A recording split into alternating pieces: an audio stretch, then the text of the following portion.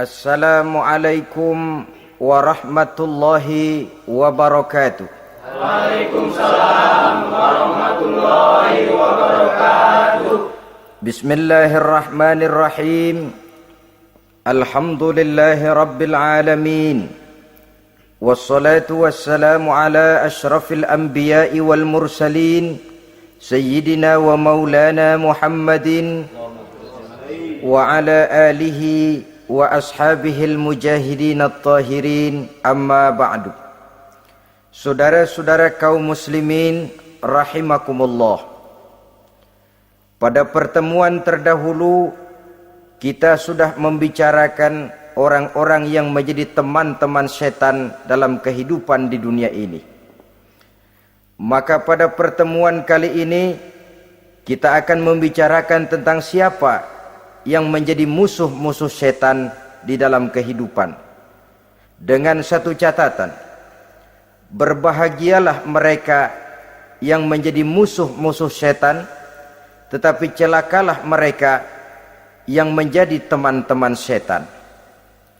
Bagaimanapun juga di dalam kehidupan ini, apabila orang telah memproklamirkan bendera permusuhan kepada kita, maka kita tentu seharusnya bersikap waspada dan mawas diri. Demikian juga iblis dan seluruh bala tentaranya yang terdiri daripada setan-setan. Mereka telah mengibarkan bendera permusuhan kepada Nabi Adam dan anak cucunya, kepada kita umat Rasulullah sallallahu alaihi wasallam. Akan sengsara dan celaka jika kepada iblis dan setan yang telah nyata-nyata mengibarkan bendera permusuhan itu kita mengadakan toleransi, mengadakan kerjasama, dan menjadi budak yang memperturutkan kemauan daripada iblis dan setan. Siapa yang menjadi musuh-musuh setan dalam kehidupan ini? Inilah pertanyaan berikutnya yang diajukan oleh baginda Rasul kepada iblis. Hai iblis, kalau teman-temanmu adalah seperti yang telah engkau jelaskan tadi, sekarang cobalah beritahu saya, siapa di antara umatku yang menjadi musuhmu dalam kehidupan ini? Atas pertanyaan ini iblis laknatullah menjawab, ya Rasul, musuh-musuhku di antara umatmu, pertama anta ya Muhammad. Musuhku yang pertama adalah engkau, wahai Muhammad. Kenapa iblis mencatat Nabi Muhammad sebagai tokoh nomor satu dalam deretan musuh-musuhnya? Mudah difahami. Pertama, keberadaan Rasul merupakan rahmah lil alamin, rahmah bagi lingkungan. Yang kedua, beliau berfungsi menyelamatkan manusia dari tempat yang gelap gulita, dari tempat kesesatan menuju tempat yang terang benderang, penuh berisi petunjuk dan hidayah dari Allah Subhanahu wa taala. Maka menurut iblis, inilah manusia perintang pertama atas segala daya dan usahanya menggelincirkan manusia ke jalan yang dimurkai oleh Allah Subhanahu wa taala. Kalau kita baca sejarah, risalah yang dibawa oleh Nabi Muhammad ini memang merupakan risalah yang membawa rahmah bagi alam sekitarnya. Ada sedikit perbedaan dengan risalah-risalah sebelum beliau. Sepertinya risalah yang dibawa oleh para rasul terdahulu itu mempunyai efek yang langsung pada kehidupan di dunia ini. Nabi Nuh misalnya menyampaikan agama. Hai umatku, ini agama. Umat menentang, turun banjir yang menenggelamkan orang-orang kafir. Azab diturunkan pada waktu itu juga, pada saat nabinya masih hidup. Jadi azabnya itu jenis cash, kontan. Nabi Soleh, hai umatku, ini agama. Mereka menolak, turun gempa bumi yang amat hebat menggulung orang-orang kufur. Nabi Musa, hai umatku, ini agama.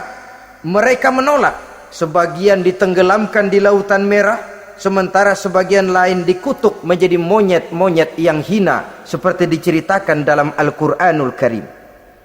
Lain dengan Rasulullah sallallahu alaihi wasallam.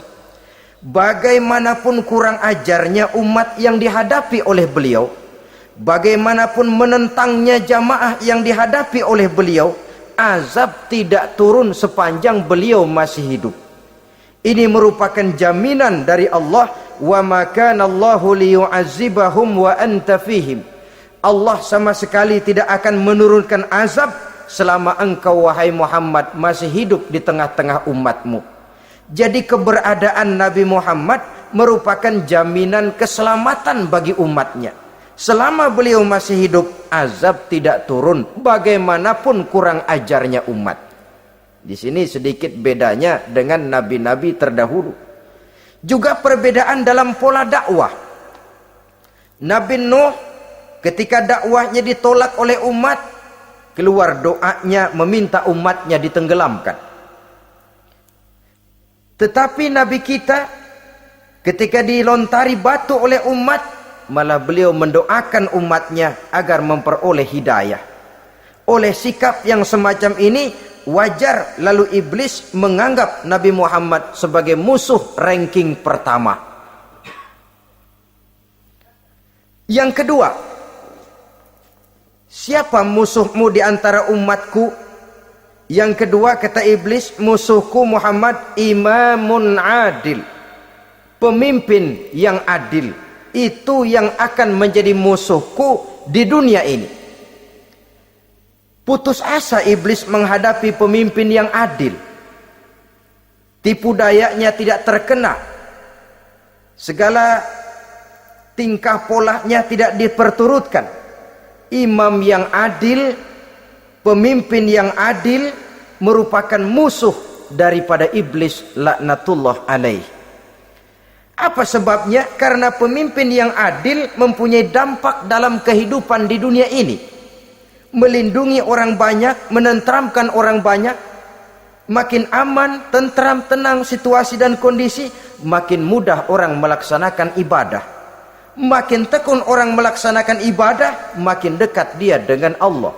Makin dekat manusia dengan Allah, makin jauh dia dari iblis. Sebab dua hal ini selalu kontradiktif. Jika kita jauh dari Allah, tentu dekat dengan iblis. Jika kita jauh dari iblis, harus dekat tentu dengan Allah, dan begitu selanjutnya. Dalam kaitannya dengan kehidupan kita sekarang, saudara-saudara, disinilah perlunya mempersiapkan manusia. Membangun manusia itu jauh lebih sulit daripada membangun jembatan. Membangun manusia itu lebih sulit daripada membangun gedung-gedung bertingkat. Termasuk membangun dan mempersiapkan calon-calon pemimpin yang adil di masa yang akan datang. Membangun jembatan penting, tapi lebih penting daripada membangun jembatan adalah membangun manusia yang bikin jembatan. Sebab kalau manusia yang bikin jembatan tidak dibangun lebih dahulu, saya khawatir jembatannya nanti habis dimakan oleh yang bangun jembatan. Mengaspal jalan raya penting. Lebih penting dari mengaspal jalan raya, membangun manusia yang mengaspal jalan itu.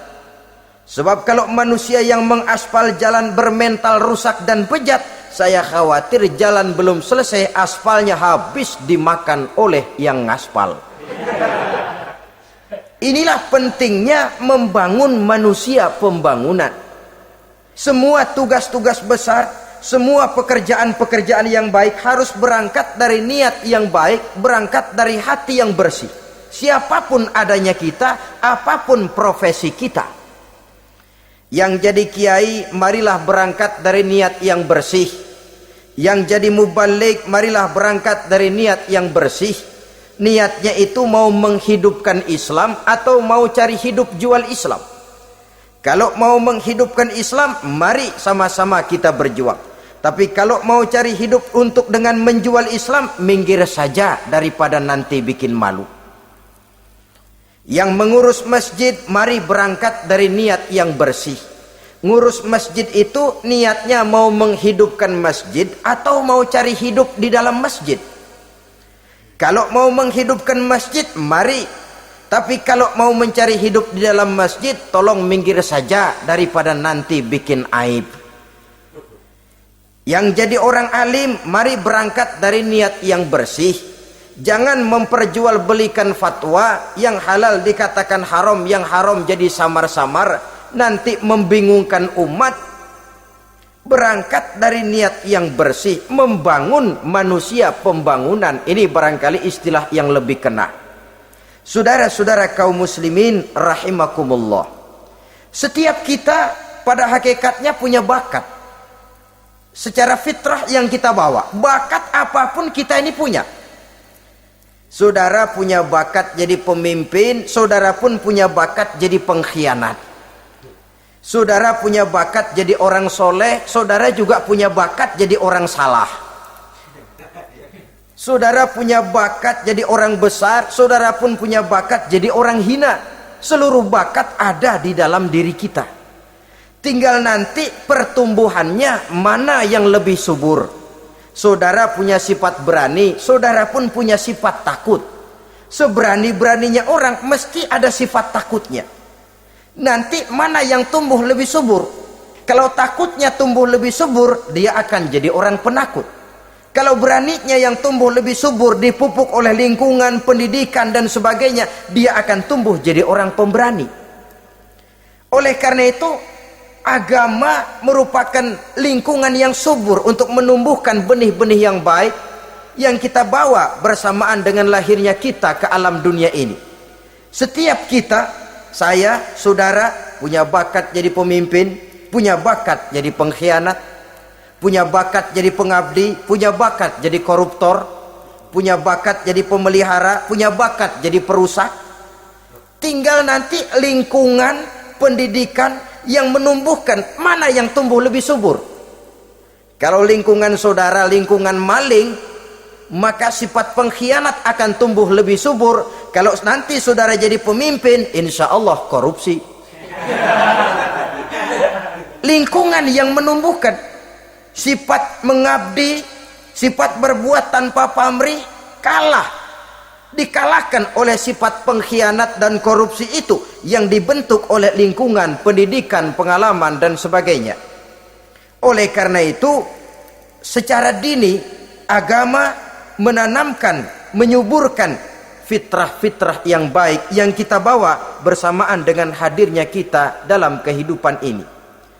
Sebab itu seorang penyair bernama Syauqi mengatakan dalam sebaik syairnya, waladatka ummuka ya ibna adam bakian wan nasu haulaka yadhakuna surura. Hai manusia, pada saat kamu dilahirkan kamu menangis dan orang lain di sekelilingmu ketawa. Kakek senyum dapat cucu baru, paman gembira dapat keponakan baru, sementara kita yang lahir menangis. Betul apa benar? Apa ada saudara yang begitu dilahirkan terus nyengir?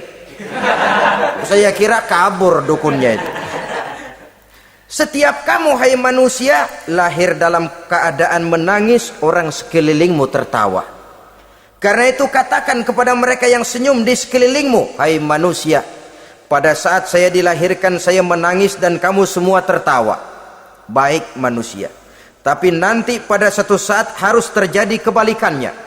Kalau dikala saya lahir saya menangis dan kau semua senyum, nantilah manusia. Kalau satu saat saya meninggalkan alam dunia ini, saya akan berangkat dengan senyum dan kalian semua akan berurai air mata. Kalau perlu dari Sabang sampai Merauke kibar bendera setengah tiang. Kalau perlu. Jangan terbalik, kita mati melotot orang malah gembira. Karena hidup selalu membawa sifat-sifat yang merusak. Inilah orang kedua yang menjadi musuhnya iblis dan beruntung menjadi musuh iblis. Siapa? Imamun adil, pemimpin yang adil. Saudara-saudara kaum muslimin rahimakumullah. Yang ketiga musuh iblis, ghaniyun mutawadhi, orang kaya yang rendah hati, orang kaya yang tidak sombong. Kaya apa saja, Baik kaya oleh karena ilmu, orang yang kaya karena ilmu disebut orang alim. Baik kaya karena materi, orang kaya karena materi dinamakan hartawan. Baik kaya karena kedudukan, orang yang kaya karena kedudukan dinamakan pejabat. Orang kaya yang rendah hati itu musuh iblis. Beruntung dia menjadi musuh iblis. Iblis tidak senang ada orang kaya tidak sombong. Tapi iblis paling senang kalau ada orang kaya sombong.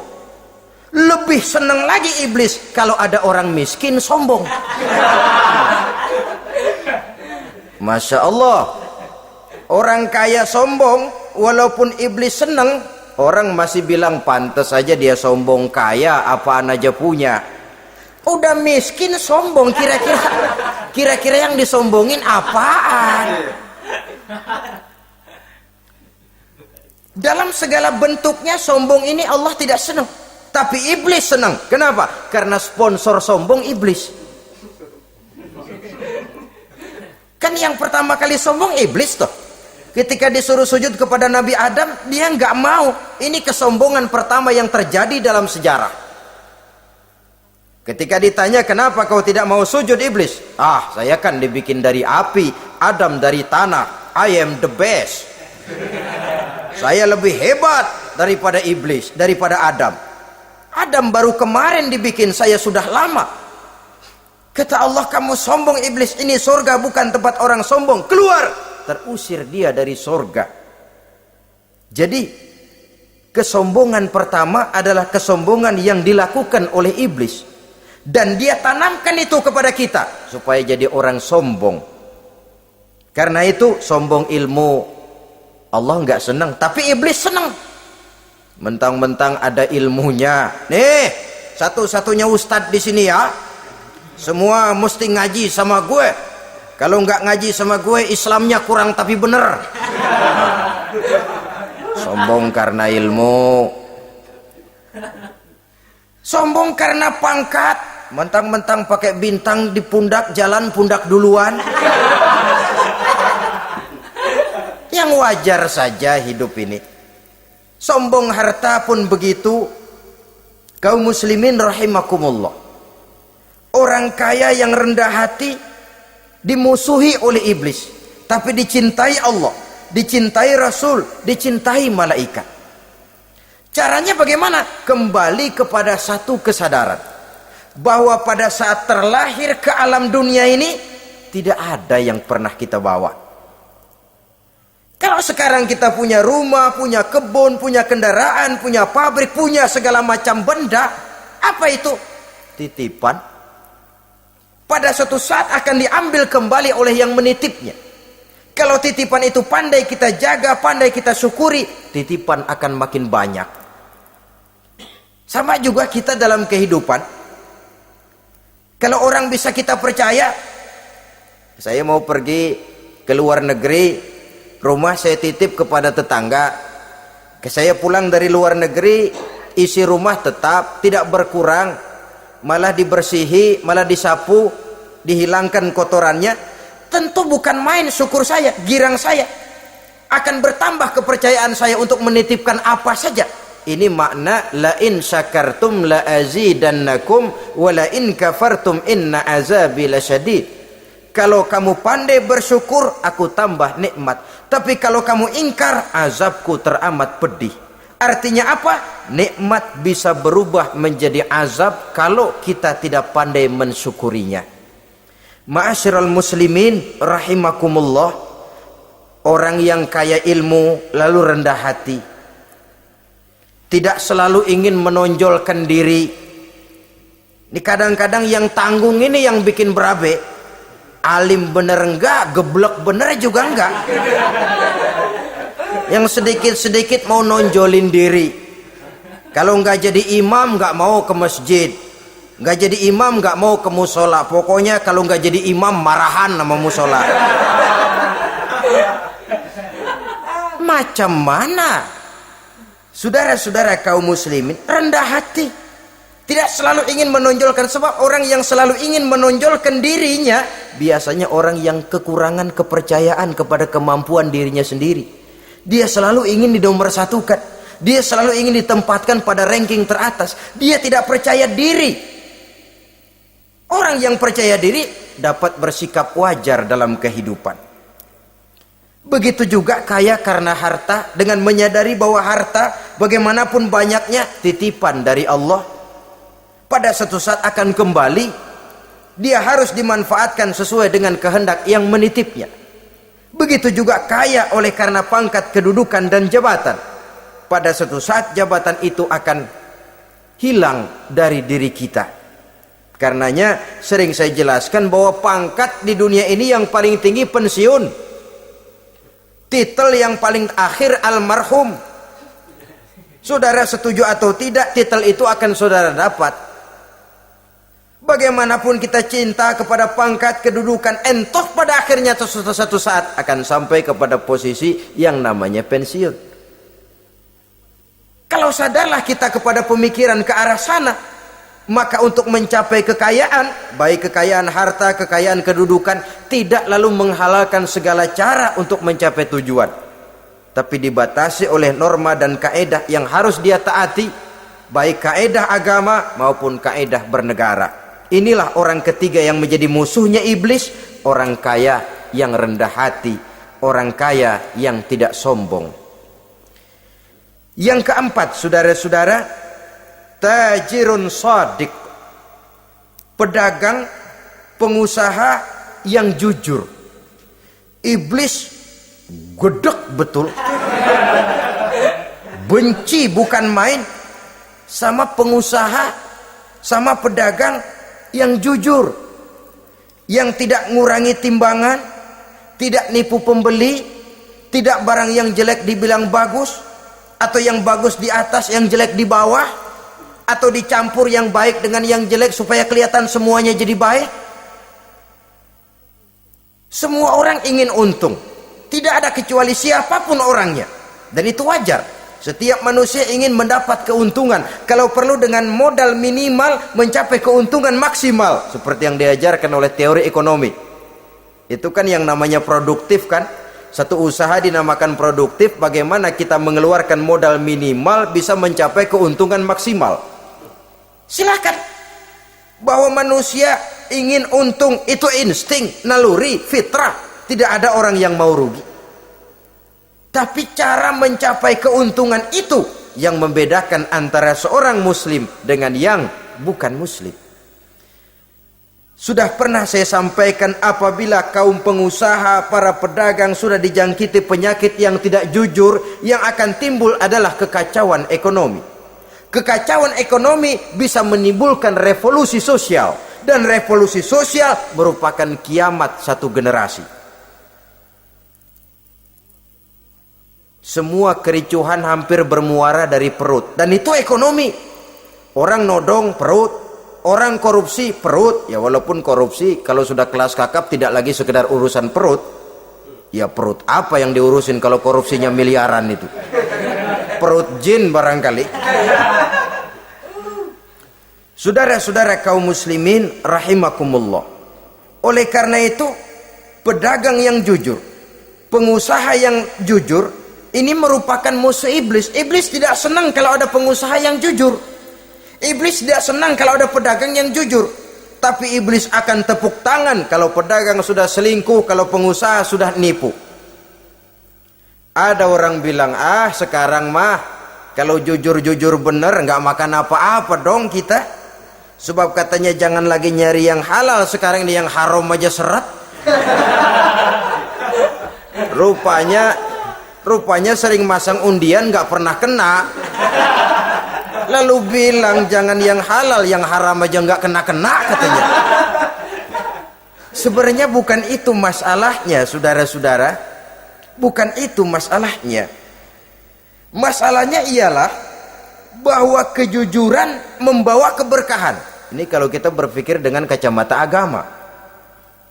Keberkahan merupakan sumber ketenangan. Dan ketenangan ini tidak bisa dibeli dengan materi yang bagaimanapun banyaknya. Walaupun kita punya percetakan duit, ketenangan itu nggak bisa dibeli. Jangankan cuma punya duit banyak, percetakan duit saudara punya, mau membeli ketenangan yang berasal dari keberkahan, sulit. Jadi kejujuran membawa keberkahan, keberkahan membawa ketenangan. Jangan macam dulu tukang sol sepatu. Ditanya oleh temannya, "Bang, ngesol satu hari dapat berapa?" 200 rupiah. Sembayang enggak? Enggak. Islam? Islam, kalau Islam mah. Kata temannya, "Sembayang dah, kali aja besok dapat rezeki lebih banyak." Yang benar, iya. Sebab kalau orang sholat itu Allah dekat, nanti rezekinya ditambah. Beneran? Bener. Subuh sembayang dia. Habis sembayang sarapan, berangkat ke tempat dia ngesol, mangkal.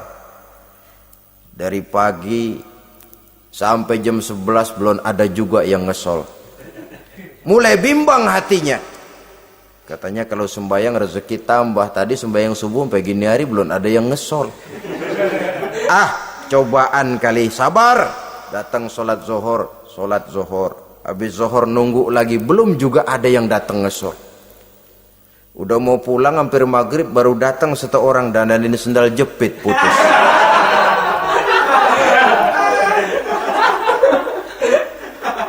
Sudah bayar 25 rupiah, pulang dia si tukang sol ini, ketemu sama temennya yang nyuruh sholat tadi. Ditanya, "Bagaimana penghasilan ini hari?" Apa dijawab? "Gua kapok deh sembahyang."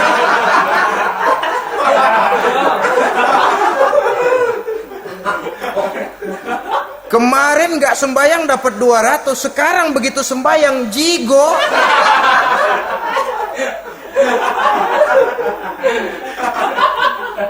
Dia tidak sadar bahwa dengan dari kacamata agama, 25 rupiah yang membawa berkah jauh lebih baik ketimbang 200 uang panas. Dari kacamata agama, 25 rupiah yang membawa berkah lebih baik daripada 200 rupiah tapi panas. Sebab panas menjauhkan kita dari ketenangan. Itulah sebabnya maka pedagang yang jujur, pengusaha yang jujur menjadi musuh setan dan beruntung. Sekarang jadi pengusaha jujur-jujur nggak dapat proyek, Pak. Kalau nggak bisa semir semur. Padahal agama sudah menjelaskan ar-rashi wal murtashi finnar. Orang yang nyogok dan orang yang disogok dua-duanya neraka. Kenapa? Join termasuk ta'awanu 'alal ismi wal udwan.